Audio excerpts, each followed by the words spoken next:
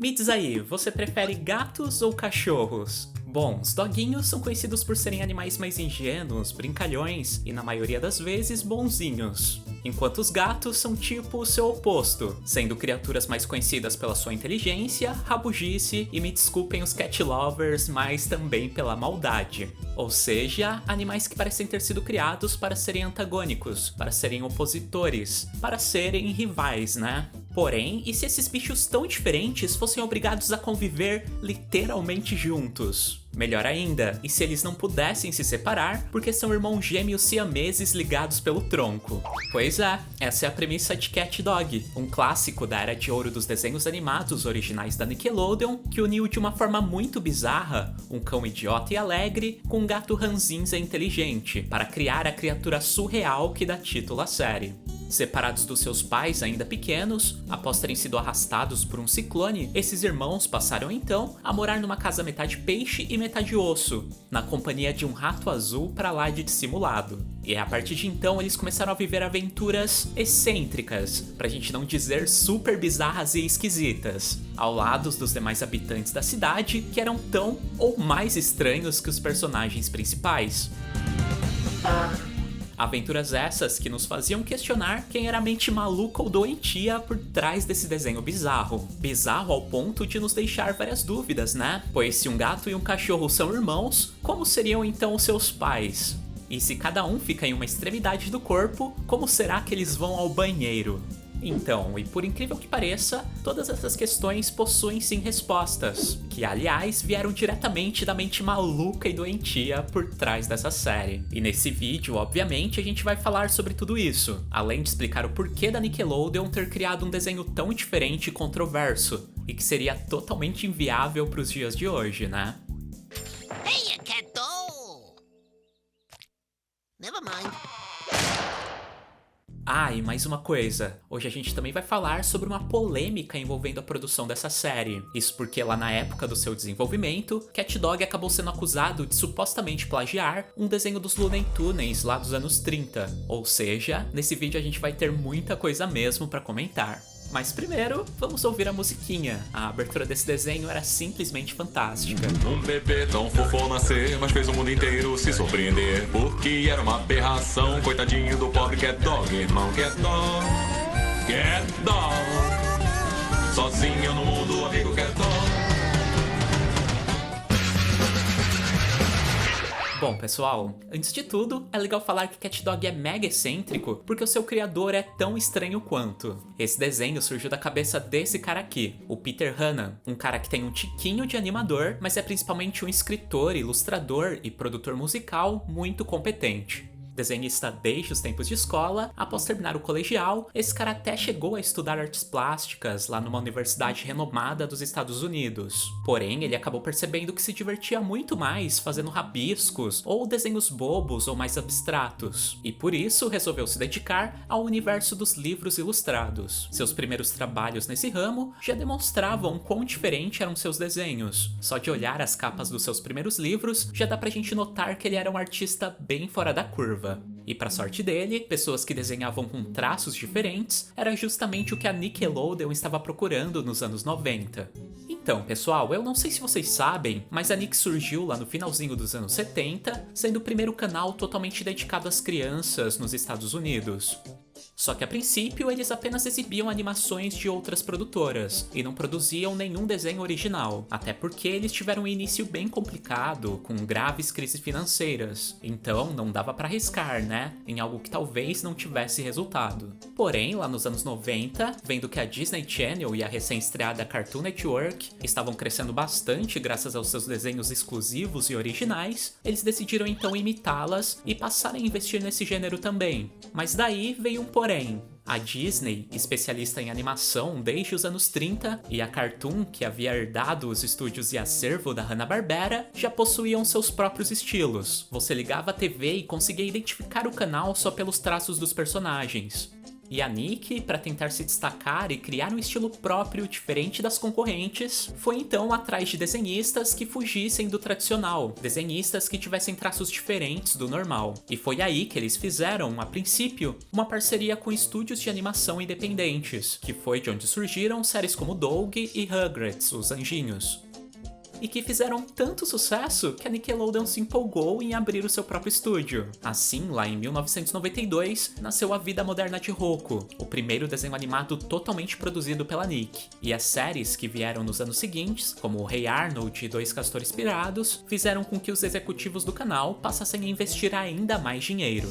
E graças a esse sucesso todo, no ano de 1997, eles decidiram injetar cerca de 350 milhões de dólares para ampliar o estúdio e contratar mais desenhistas. E foi aí que o nosso amigo Peter Hanna acabou entrando no radar da Nick. Então, como a gente já comentou, o nosso amigo Peter era escritor, ilustrador e já havia lançado alguns livros. E uma ideia que ele estava desenvolvendo justamente nessa época era a criação de um livro tão esquisito quanto esses anteriores, e que dessa vez traria várias histórias de super-heróis que as pessoas nunca ouviram falar. E dentre os personagens que ele estava criando para incluir nessa obra, havia um herói muito particular. Queria se chamar o Incrível Homem-Gato Cachorro, um super-herói que teria duas cabeças, uma de gato e outra de cachorro saindo do seu tronco, e que iriam discutir tanto entre si que não conseguiriam derrotar nenhum vilão e nem ao menos salvar o dia. Bom, esse livro aí acabou nunca saindo do papel, porém esse personagem com cabeça de gato e cachorro foi o protótipo para a criação do Cat Dog. Sendo assim, quando a Nick entrou em contato com ele, que a princípio seria apenas para a criação de uns curtas que serão exibidos nos comerciais do canal, o Peter acabou falando sobre a sua ideia do Cat Dog. E os executivos do canal gostaram tanto da ideia que acabaram transformando para a grande aposta da Nickelodeon para o próximo ano. Para você ter noção de quanto eles estavam apostando nesse desenho, é legal a gente falar que o episódio piloto, que é esse aí que você está vendo aí na tela, foi produzido com um orçamento muito acima da média e foi exibido nos cinemas antes do filme dos Rugrats lá em 1998, o que foi também um tratamento nunca antes visto para uma série animada da Nick. Vale avisar que Cat Dog começou a ser feito junto com Bob Esponja, e inclusive os dois estrearam praticamente juntos, com uma diferença de poucos meses. Então eu acho que a Nickelodeon no final acabou investindo mais dinheiro no desenho errado, né?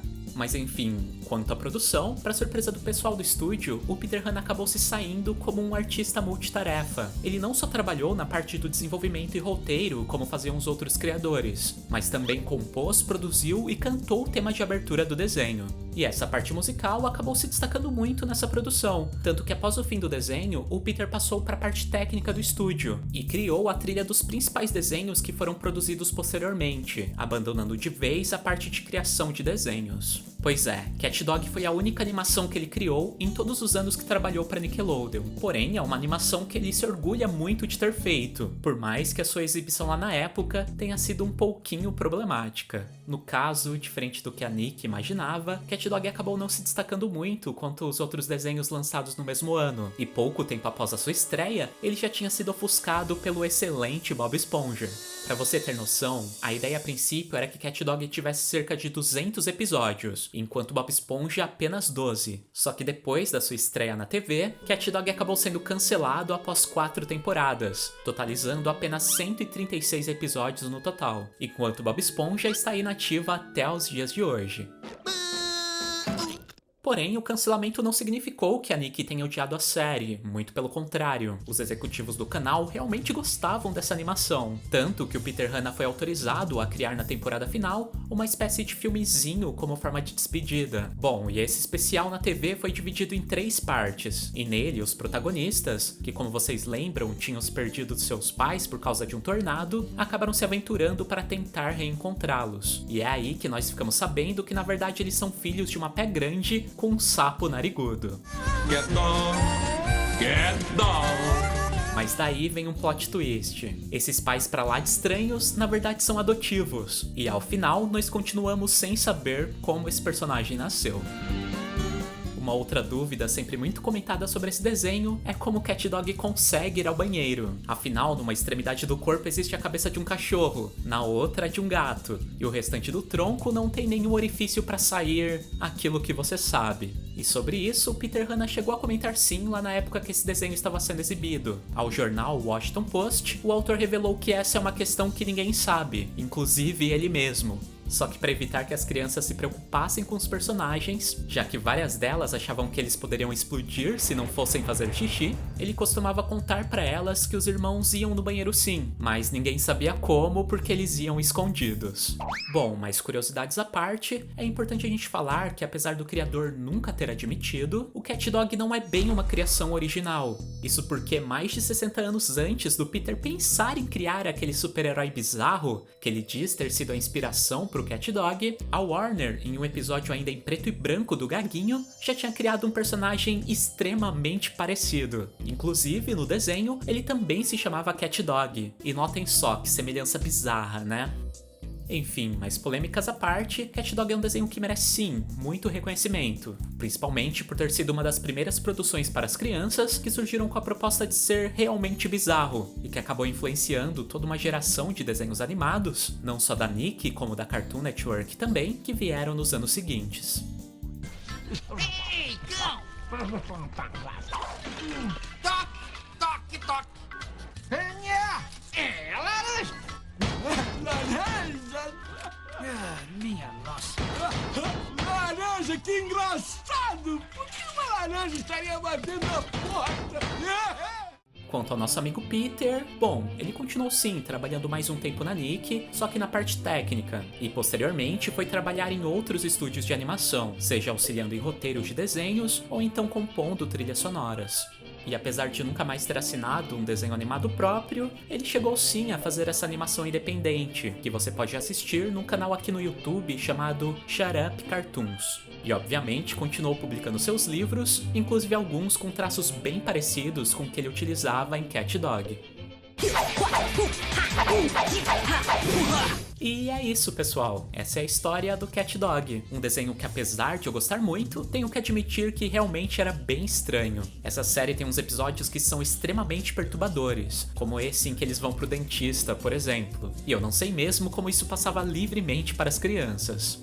Mas e quanto a vocês? Curtiam CatDog? Achavam bizarro ou só engraçado mesmo? E o principal, vocês preferem o gato ou o cachorro? O gato adora o cão! O gato adora o cão! O gato adora o cão! O cão adora o gato! E como pode ficar melhor do que